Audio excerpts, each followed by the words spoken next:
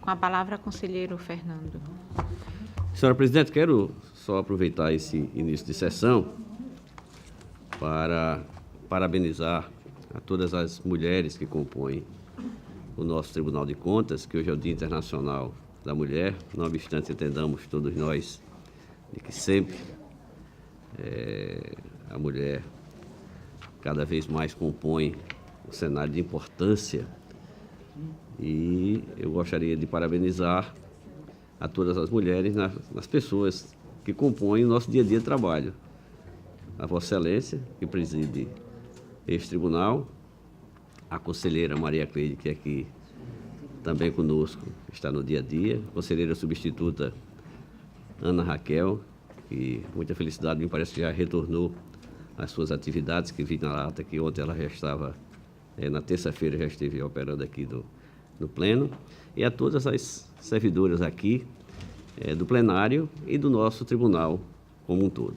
Meus parabéns a todas, uma honra poder trabalhar e dividir o nosso dia a dia com Vossas Excelências e com todos os que, as gloriosas mulheres que compõem essa Corte de Contas. Inclusive no Ministério Público também. Senhor. Muito. Com a palavra, conselheira Anselmo. Quero pegar aqui a oportunidade, a deixa do conselheiro Fernando e cumprimentar,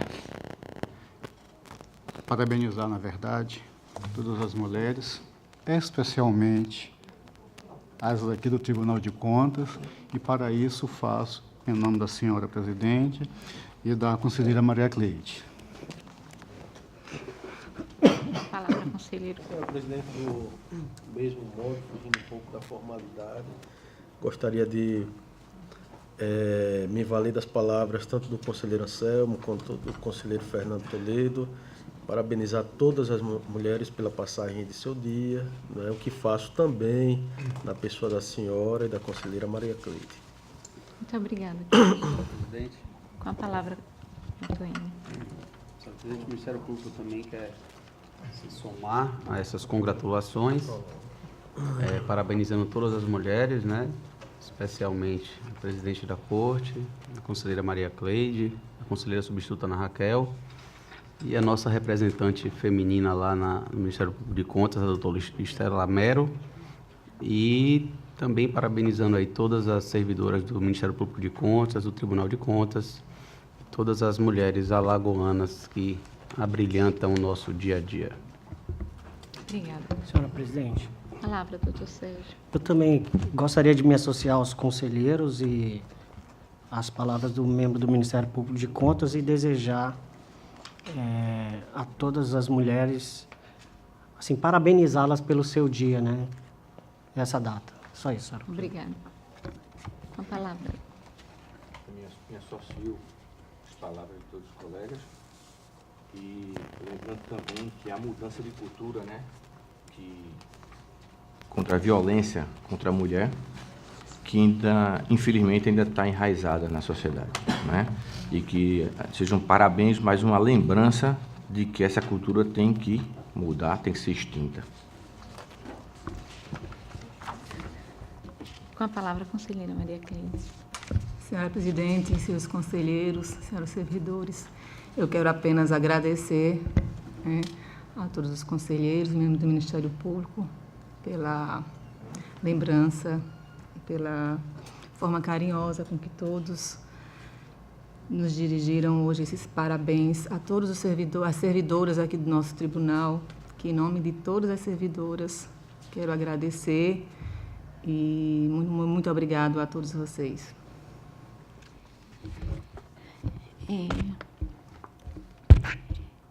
Eu também quero externar o meu agradecimento aos colegas que nos parabenizaram nesse momento e registrar que não apenas neste momento o tribunal tem um momento peculiar, não apenas por estar na presidência uma mulher, mas também no nosso quadro de diretores nós temos um número que nunca antes registrado. Temos 4 diretoras, né, no tribunal, além das conselheiras, conselheira substituta.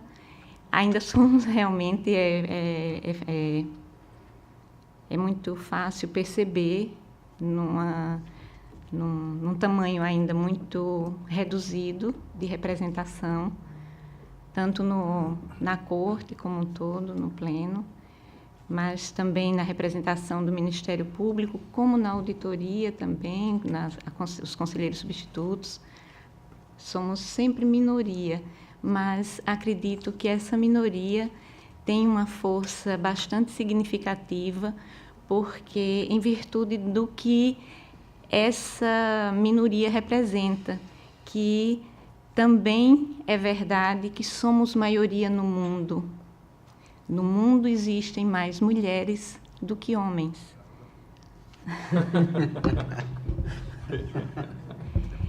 E temos tido um esforço muito grande. E, graças a Deus, estamos conquistando e conseguindo demonstrar que o que nós precisamos é sempre de espaço e oportunidade, porque quando isto nos é permitido e acontece, demonstramos que estamos aptas à realização de qualquer que seja a atividade. E isso me faz muito feliz neste momento, por ter Deus me permitido que estivesse eu num posto antes só ocupado até então, até a minha chegada, só ocupado por homens, não em nenhuma hipótese questionando ou entrando em caráter de comparação ou competição, apenas registrando que esta oportunidade ela é ímpar para a minha vida, ela é inusitada para o tribunal, e isso traz para mim uma responsabilidade, juntamente com uma alegria muito grande. Agradeço a Deus e parabenizo a todas as mulheres que desempenharam e desempenham suas atividades funcionais nesta corte, desde a sua criação, e com o empenho de toda a responsabilidade que cada mulher, em sua grande maioria, de sua forma mais multifacetada, traz sempre com brilhantismo no exercício de funções profissionais. Então, sintam-se todas parabenizadas, e a minha alegria de poder representá-las, ela também é muito grande. Muito obrigada a todos e parabéns. Tenhamos todos um dia especial da mulher. Voltando ao nosso trabalho funcional, trazemos para a ordem do dia para relatar conselheiro Anselmo. Senhora Presidente, eu gostaria de, ainda um pouco a destempo, solicitar a inversão da pauta, haja vista a necessidade de fazer algumas alterações no meu voto. Perdão. Conselheira Maria Cleide. Para relatar pela ordem, conselheira Maria Cleide, e já atendendo a solicitação de inversão de pauta do conselheiro Rodrigo. Excelência, eu também gostaria de fazer a minha solicitação do conselheiro Rodrigo, que se antecipou. Mas não tem problema, eu fico antes dele. Não gostaria que Vossa Excelência autorizasse também. Sim. Tem um processo meu que está faltando, corrigir detalhes, eu queria, já mandei fazê-lo, mas aí fica Vossa Excelência. Conselheira Maria Cleide, perdão pela falha. Não, aqui, senhora Presidente. Com a palavra, Vossa Excelência. Senhora Presidente, senhores conselheiros, doutor Enio, membro do Ministério Público, junto a este tribunal, eu tenho a relatar processos, todos eles tratam de aplicação de multas, são no total de 10 processos. Descumprimento à legislação em vigor, concessão de prazo para justificativa, não apresentação de defesa no prazo concedido, aplicação de multa. O primeiro é o processo TC de número 1696 de 2015. A sancionada é a senhora Welza Kesley Félix Barbosa, gestora do Fundo Municipal de Educação de Junqueiro, pelo não envio no prazo regulamentar da segunda remessa do SICAP de 2014.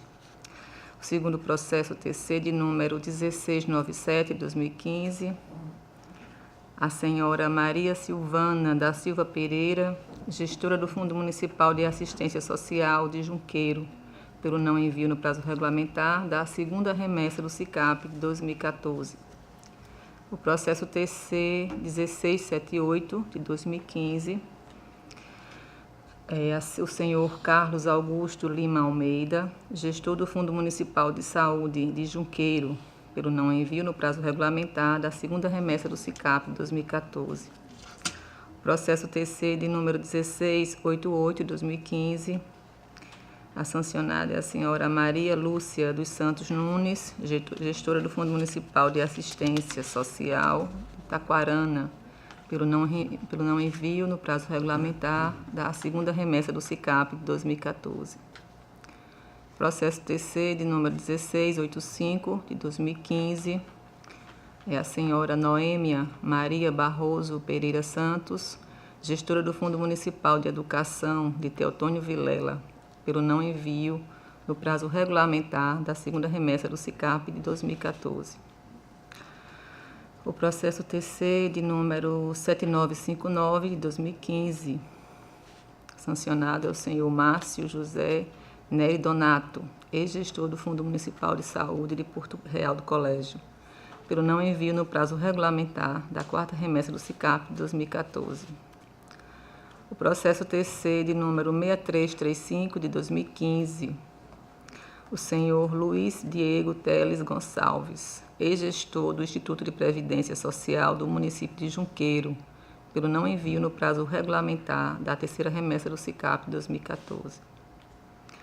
Processo TC de número 8882 de 2015, a senhora Pauline de Fátima Pereira Albuquerque, gestora da Prefeitura Municipal de Campo Alegre, pelo não envio no prazo regulamentar da segunda remessa do SICAP de 2014. O processo TC de número 8881 de 2015, sancionado é o senhor Emerson da Silva Porto, ex-gestor da Câmara Municipal de Coité do Noia, pelo não envio no prazo regulamentar da segunda remessa do SICAP de 2014. E, por último, o processo TC de número 33793 de 2015, a sancionária é a senhora Monique Barbosa Lima da Silva, gestora do Fundo Municipal de Assistência Social de Campo Grande, pelo não envio no prazo regulamentar da segunda remessa do SICAP de 2014. Aqui os gestores e gestores foram notificados, não havendo no prazo fixado respostas às mesmas. Então, eu voto pela aplicação de multa de simples falso aos gestores aqui citados, pela ciência das presentes deliberações, pela remessa dos autos à diretoria do Funcontas para ciência e cumprimento da mesma, alertar os gestores e ex-gestores que o não pagamento da multa aplicada implicará em comunicação à Procuradoria-Geral do Estado para ajuizamento da competente ação de execução. É assim como voto, senhora presidente. Com a palavra o Ministério Público. Senhora presidente, tendo em vista que os gestores responsáveis regularmente notificados que exerceram a faculdade de apresentar defesa, o Ministério Público opina pela aplicação das respectivas penalidades. Em discussão os processos.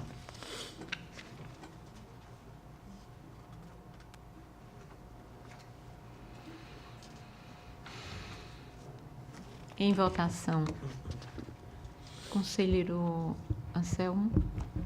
Acompanhe a relatora, senhora presidente. Conselheiro Fernando. Acompanhe a relatora, senhora presidente. Conselheiro Rodrigo. Correlator, presidente. Conselheiro substituto, doutor Sérgio. Acompanhe a relatora, senhora presidente. Aprovado. Senhora presidente, sem mais pauta para esta sessão.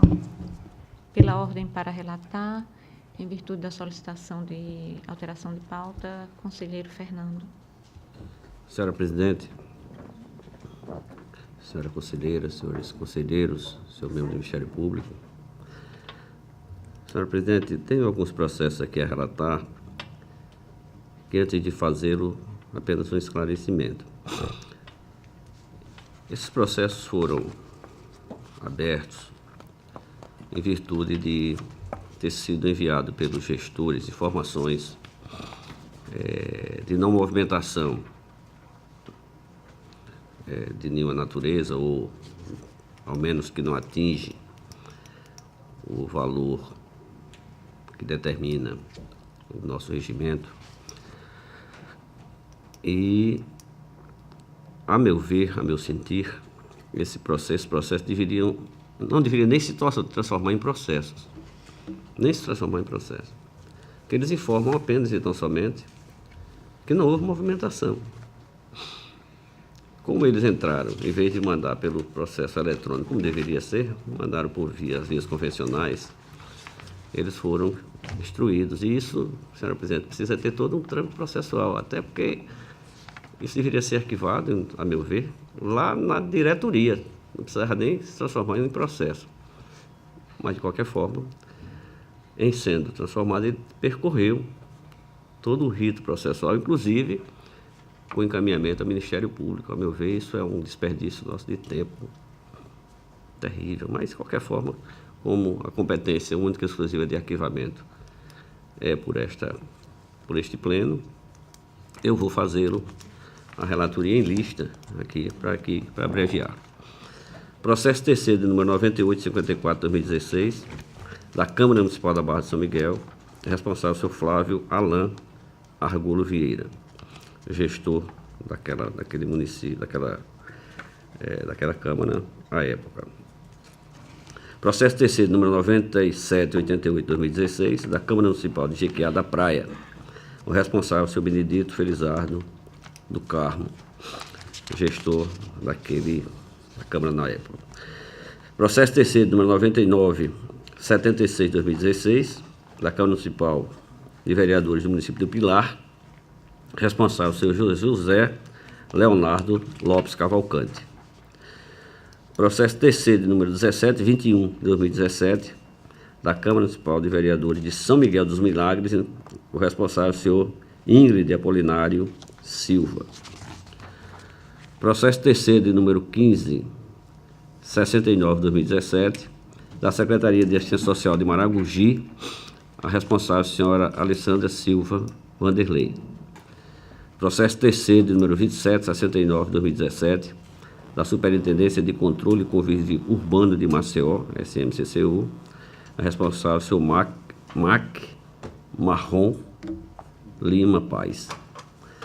Processo terceiro, número 2591/2017, da Secretaria de Habitação Popular e Saneamento de Maceió, também o mesmo responsável, o senhor Mac Marrom Lira Paz. Processo TC 9732/2016, da Secretaria de Assistência Social, Fundo Municipal de Direito da Criança e do Adolescente, responsável a senhora Celiane Rocha Appelt, deve ser essa a pronúncia do nome da referida senhora, gestora à época desse fundo. Processo TC de número 2773/2017, da Secretaria de Finanças de Maceió, senhor Felipe de Miranda Freitas Mamed, gestor à época. Processo TC número 2638/2017, da Secretaria de Segurança Comunitária e Convívio Social de Maceió, responsável o senhor Ivomberto Lima. Processo TC de número 2600/2017, da Secretaria de Esporte e Lazer de Maceió, responsável Daniel Luiz Maia de Melo. Processo TC número 10453/2016, da Secretaria de Promoção do Turismo de Maceió, responsável Jair Galvão Freire Neto.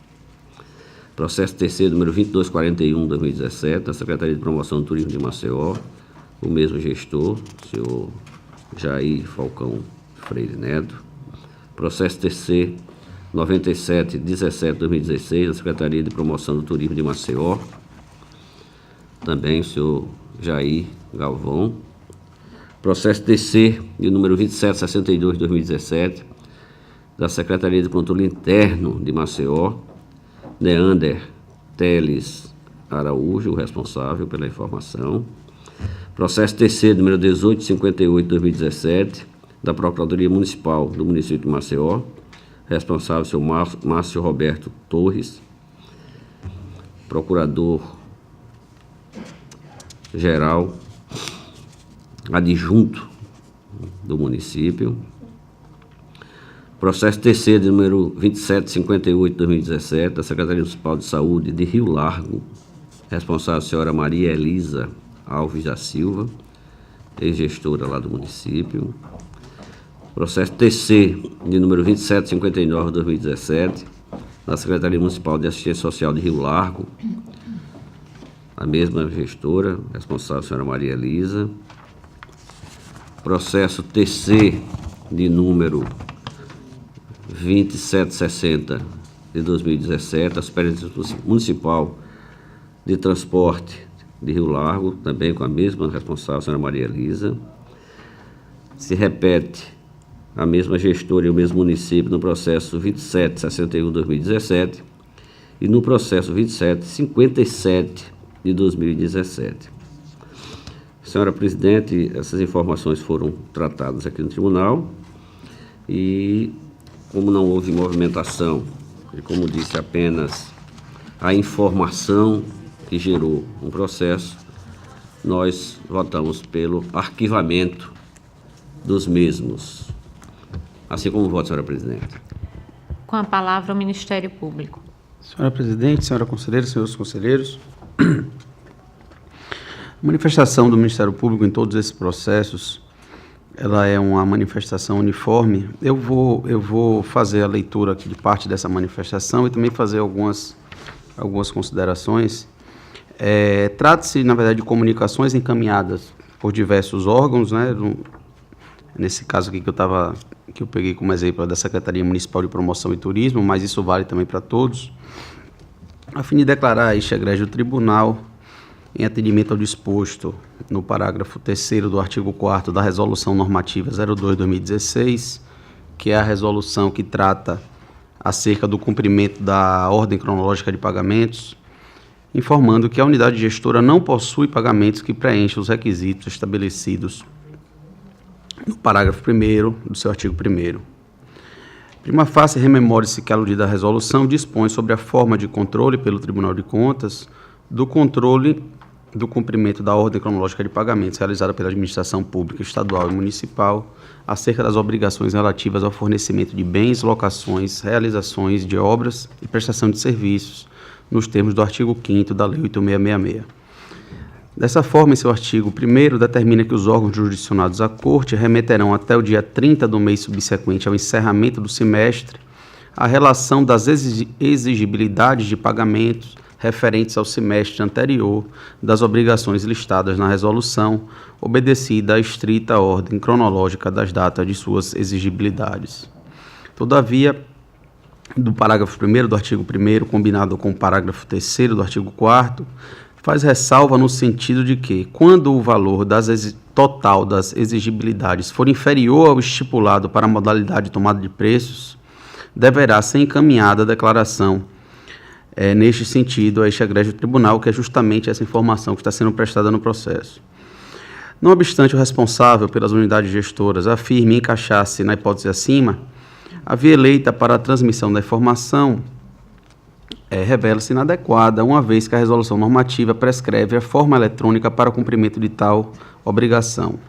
E aí transcrevo aqui o artigo 4º da resolução, que fala que as informações requeridas deverão ser prestadas por meio de arquivos, preferencialmente no formato XML ou padrão TXT, conforme esquema e layout a serem disponibilizados no site do Tribunal de Contas do Estado, e que os arquivos deveriam ser assinados digitalmente por meio do ICPF do responsável ou ICNPJ, de modo a atestar a veracidade do conteúdo encaminhado. Dessa forma, opina o Ministério Público pelo arquivamento do feito, em razão da inadequação da via eleita pelo gestor para a transmissão da informação, expedindo ofício, né, aos gestores responsáveis, noticiando o arquivamento e cientificando de que a remessa da informação não tem o condão de dar a obrigação como cumprida. Eu queria fazer algumas considerações acerca desse tipo de procedimento, e eu conversava até antes da sessão com o conselheiro Fernando, que esse encaminhamento ao tribunal, ele sequer deveria gerar um processo de controle, porque é a simples remessa de informação ao tribunal. E Vossa Excelência, conselheiro Fernando, colocou que essa comunicação, inclusive, era de que não haveria essas exigibilidades a serem informadas. Mas, ainda que houvesse, também não deveria ser objeto de um processo de controle, até porque o tribunal não tem capacidade de fiscalizar todos esses processos e fazer verificações quanto a todos esses processos. Isso implica naquela necessidade de reformulação da atuação do tribunal, de modo que, de posse das informações, caso fosse detectado algum indício, algum ponto sensível a ser feito o controle, aí sim o tribunal abriria o procedimento fiscalizatório para que fizesse uma verificação de determinado ponto, e não abrir processos para todas as informações que chegam ao tribunal. Tendo em vista esses elementos, o Ministério Público opina pelo arquivamento dos processos ora relatados. Em discussão os processos. Senhor presidente. Com a palavra, conselheiro Anselmo. Eu conheço da situação, estava aqui pensando a respeito, não recebi tantos processos assim, mas lembro que, em alguns deles, há essa previsão que se mande preferencialmente dessa forma, o que não impede que seja mandado da forma física. Mas, com base nessa informação, eu sempre me reportava ao setor competente e perguntava ao setor se o sistema do tribunal ele estava apto a receber aquela informação. E, na maioria dos processos, eu recebi essa informação que o procedimento estava ainda, o sistema estava ainda sendo adaptado para que recebesse. Qual é a minha preocupação? Não termos a informação nem de uma forma e nem de outra.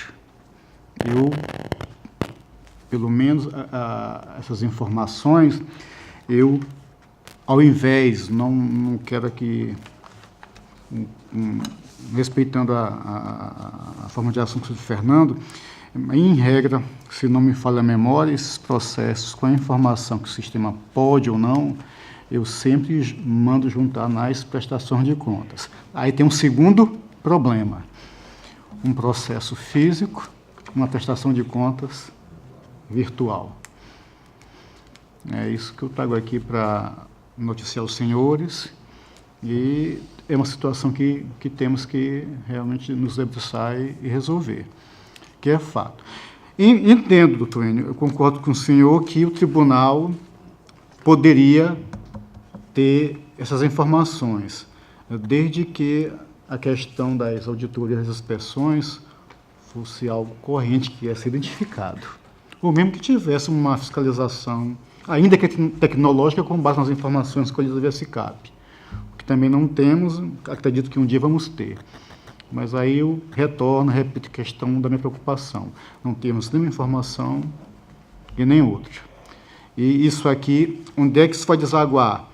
Nos mesmos processos que nós estamos trazendo aqui no Pleno para controle de ato de regularidade de gestão. Câmara naquele valor mínimo, no Pleno um pouquinho maior. Isso vai acabar de desaguar nesses processos.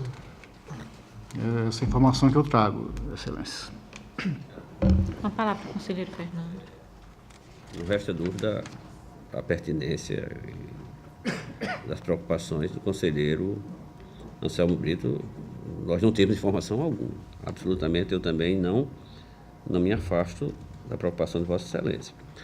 O que eu me refiro, prioritariamente, é que os processos que não houve movimentação alguma, ele não precisava se transformar num processo para que nós pudéssemos julgar o arquivamento do mesmo. Não há movimentação.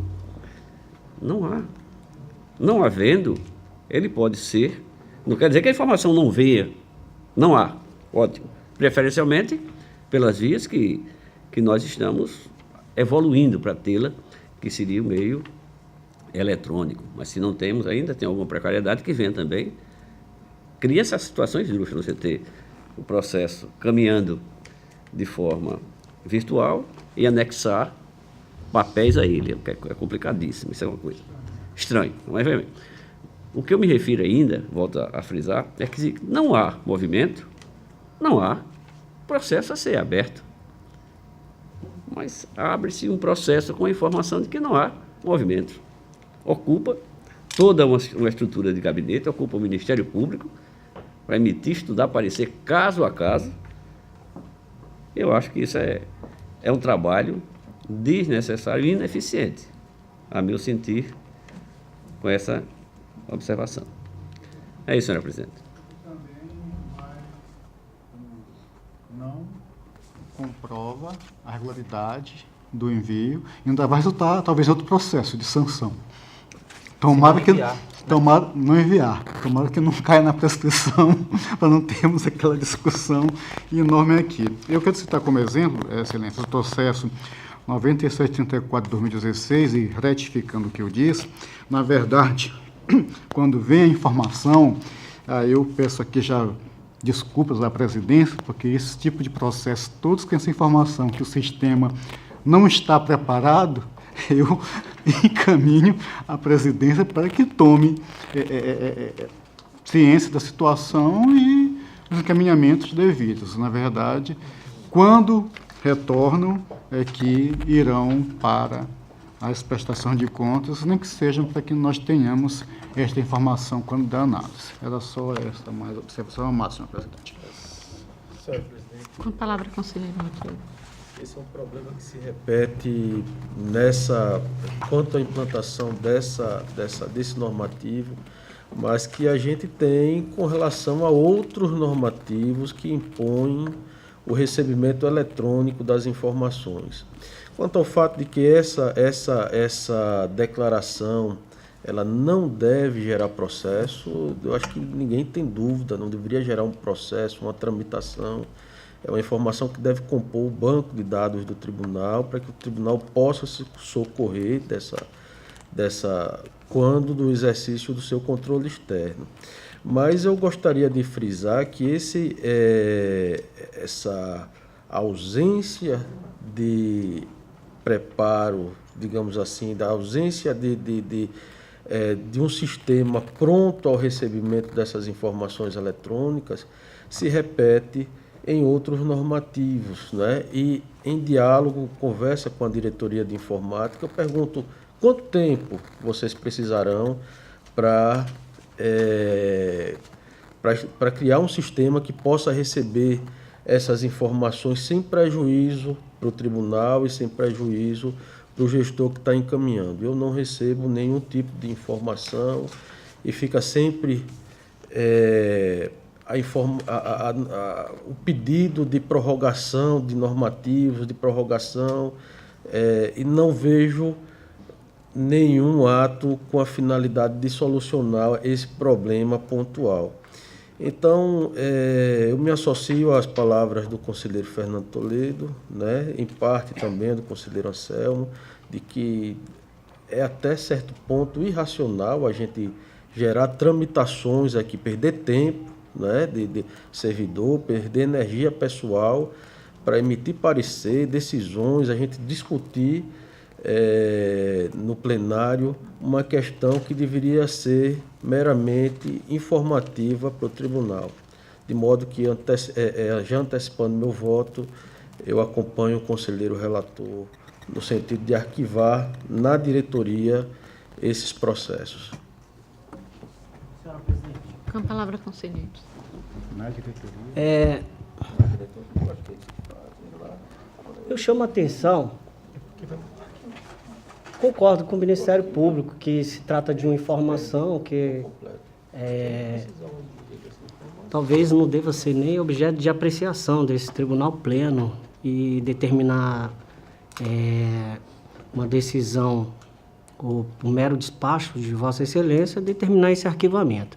Agora, eu chamo a atenção a um fato, que talvez possa confundir algum de nós aqui. É o seguinte, o fato de o gestor, o ordenador de despesa, o responsável por uma unidade orçamentária da administração, tanto municipal como estadual, por exemplo, um fundo de saúde, só um exemplo. Digamos que não houve movimentação naquele exercício. Ele informou, é uma mera informação. Isso aí não o desobriga da exigência de prestar conta a essa Corte de Contas. Só essa informação, porque mesmo que não haja movimentação, né, orçamentária, ou financeira, ou patrimonial, ele deve prestar contas e aí nós temos que examinar e dizer se está regular ou não.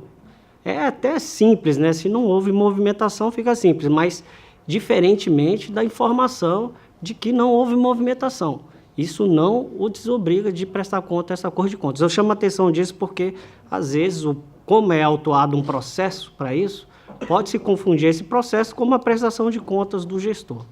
Era isso, senhora presidente. Obrigado. Senhora presidente. Com a palavra. Só esclarecendo também nessa linha que o Dr. Sérgio colocou, o Ministério Público não está dizendo que por não ter movimentação a informação não deve vir ao tribunal.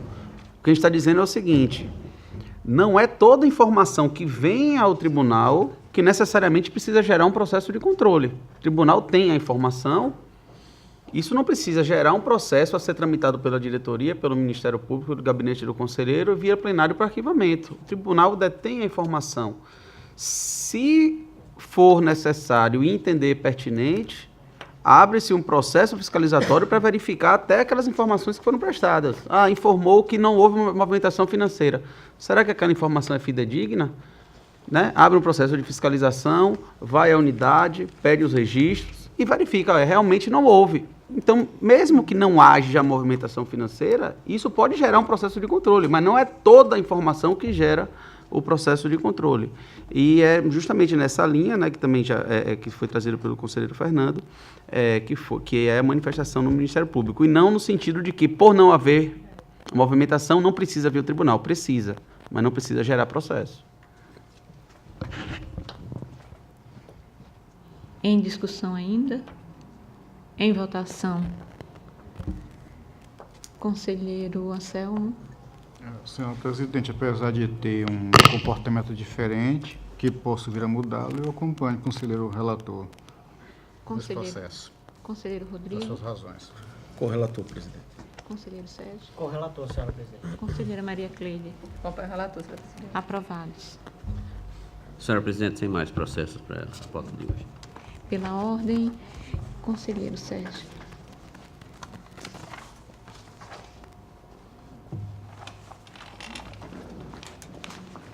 Senhora presidente, senhores conselheiros, senhor membro do Ministério Público de Contas, na última sessão deste egrégio tribunal, eu solicitei o adiamento do processo número 11.390/2016, que agora trago para relatar. Portanto, passo a relatar o processo TC número 11.390 e 13.963, ambos 2016, e que o segundo está anexo ao primeiro, aqui, por tratar-se do mesmo objeto.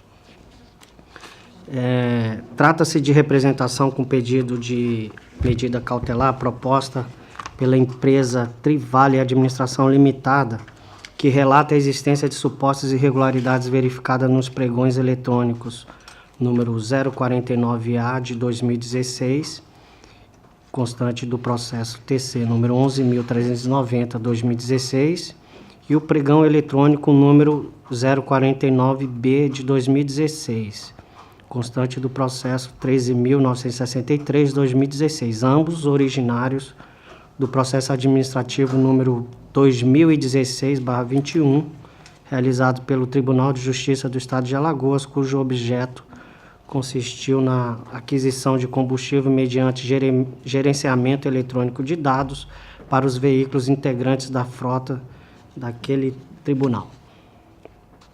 Afirma a representante que os mencionados editais apresentam cláusulas restritivas à competitividade, consistentes na exigência de que os preços apresentados estejam de acordo com os divulgados pela ANP, Agência Nacional de Petróleo, exigência de uso de equipamentos especializados de leitura e gravação de dados instalados nos pontos de abastecimento sem intervenção humana e exigência de que a empresa contratada tenha sede, funcionário ou pessoa credenciada residente em Maceió. Os autos encontram-se instruídos com cópia dos seguintes documentos: editais dos pregões, tanto o 049A 2016 quanto o 049B 2016 e seus anexos, termo de referência e justificativas aos questionamentos e impugnações apresentadas no curso do processo administrativo número 2016. Destaca-se que, anteriormente aos procedimentos licitatórios em discussão, o Tribunal de Justiça do Estado de Alagoas lançou o pregão eletrônico número 049/2016 com o mesmo objeto dos demais, o qual, no entanto, fora declarado deserto. Requer a representante, em sede cautelar, a suspensão dos certames ou, em caso de já terem ocorrido, a suspensão da homologação e assinatura dos contratos ou, em caso de já estarem assinados, a suspensão da execução até ulterior decisão de mérito. No mérito, roga que seja solicitado ao órgão competente a apresentação da ata de realização dos certames, seja a representação julgada procedente e que se determine a exclusão da vinculação do pagamento ao preço do combustível praticado pela ANP, seja excluída a exigência da prestação de serviços através da utilização de equipamentos especializados de leitura e gravação de dados instalados nos postos de abastecimento, seja retirada a exigência contida no item 9.1 do edital, devendo ser exigido apenas um representante que possa atender à região e, encontrando-se o contrato em execução, seja anulado nos termos do parágrafo 2º, artigo 49 da Lei 8.666, de 93. Nessa Cor de Contas, autuadas as representações em 4 de outubro de 2016 e 7 de dezembro de 2016, respectivamente, os autos foram inicialmente conduzidos à presidência, que, na forma do artigo 191, parágrafo 2º do Regimento Interno, os admitiu e encaminhou ao conselheiro relator à época, e, por sua vez, o Ministério Público de Contas, por meio dos pareceres 6.668/2016, da 5ª Procuradoria de Contas, e número 907/2017, também da 5ª Procuradoria de Contas, manifestou-se pelo recebimento da representação em deferimento da medida cautelar pleiteada e pela determinação de recomendações ao Tribunal de Justiça do Estado de Alagoas. Por meio da decisão monocrática número 026/2017, o relator à época indeferiu a medida cautelar pleiteada e determinou a citação do presidente do Tribunal de Justiça do Estado para que se manifeste nos autos, bem como ordenou cientificar o representante com envio de cópia daquela decisão. Destaque-se nos autos informação acerca do mandado de segurança número 0726.801-19/2016, 8020001, impetrado pela empresa interessada, distribuído à 18ª Vara Civil da Capital, Fazenda Pública Estadual, cuja sentença que denegou a segurança por ausência de demonstração de ilegalidade que permitisse o controle judicial para alteração do ato administrativo impugnado.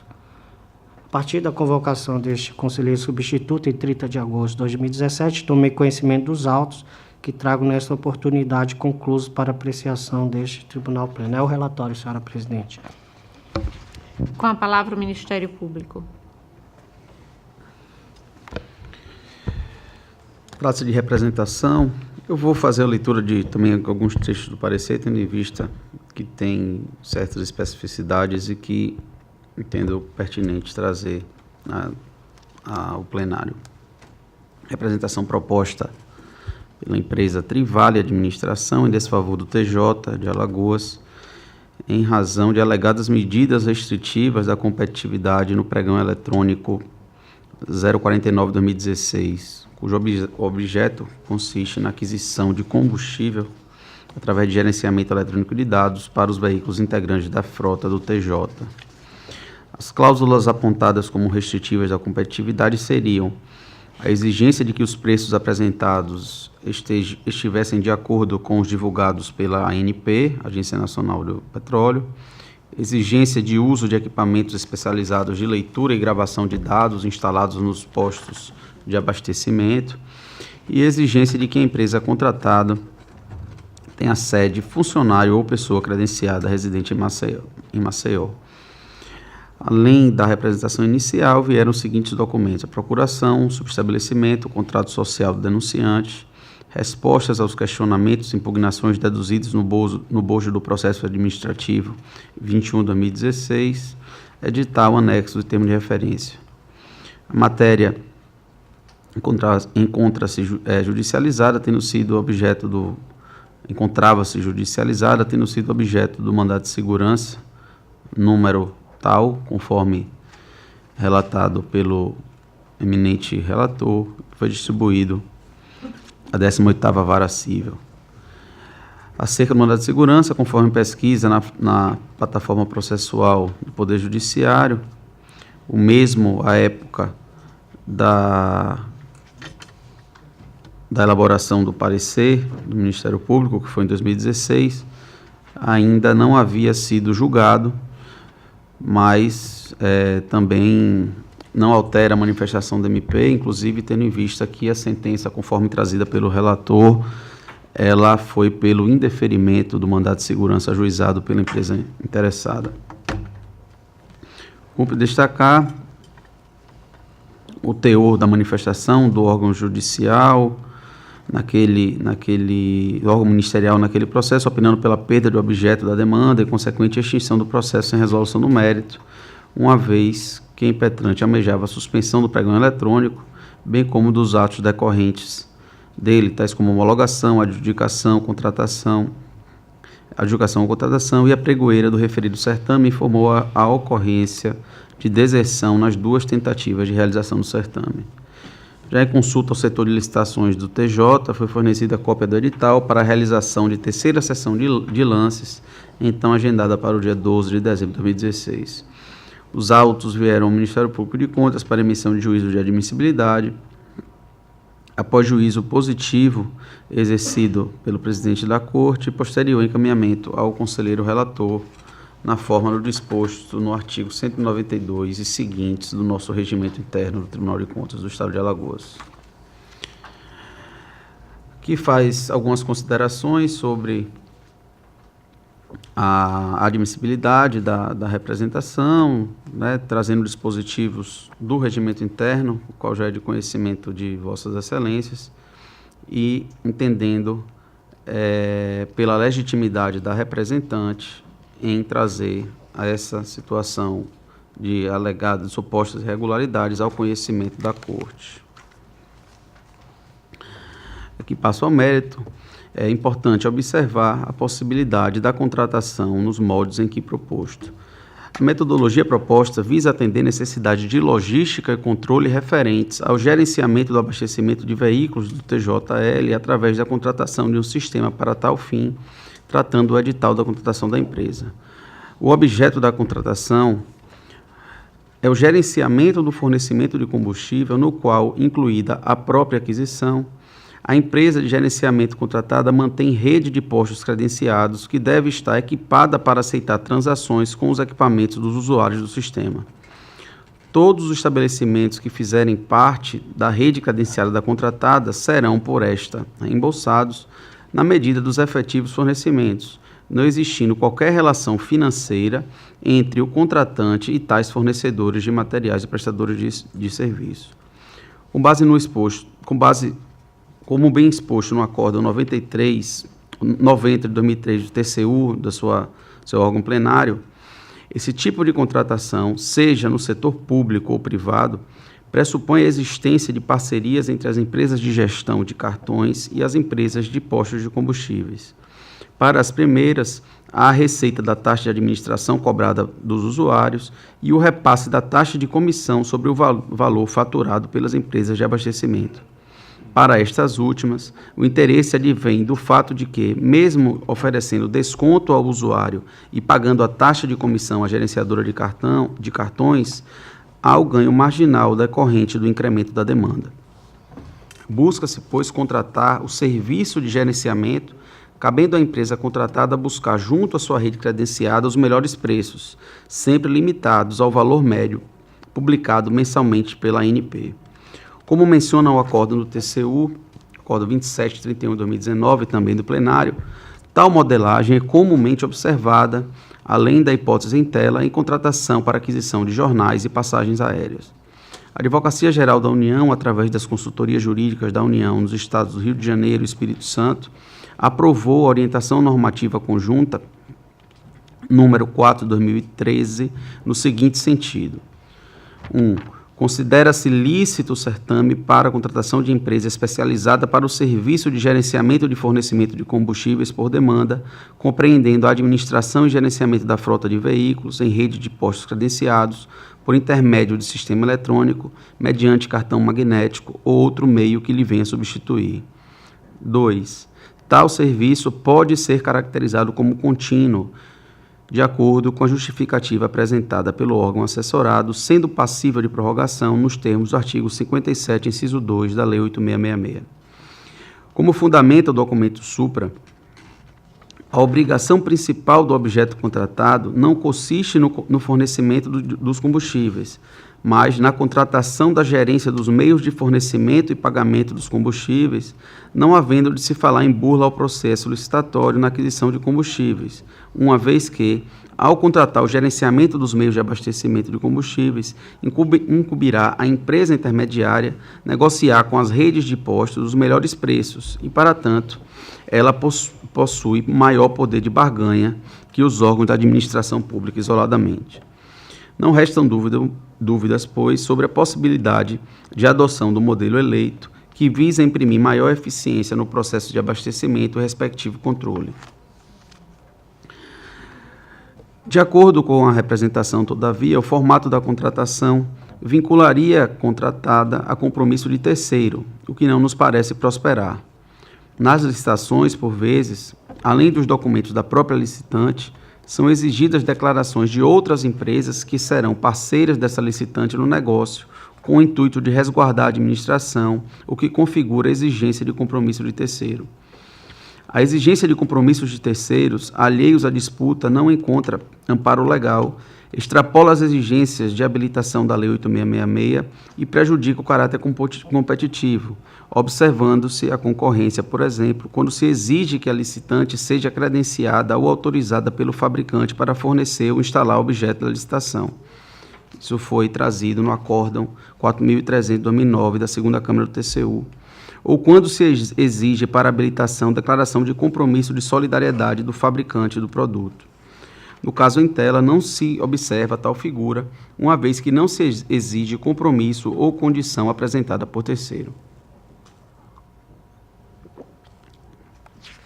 O que ocorre aqui, para fins de determinação do custo do serviço, utiliza-se como base o valor do combustível a ser fornecido, que é o único parâmetro econômico capaz de balizar o serviço do respectivo gerenciamento, sobre o qual incidirão os elementos variáveis da proposta.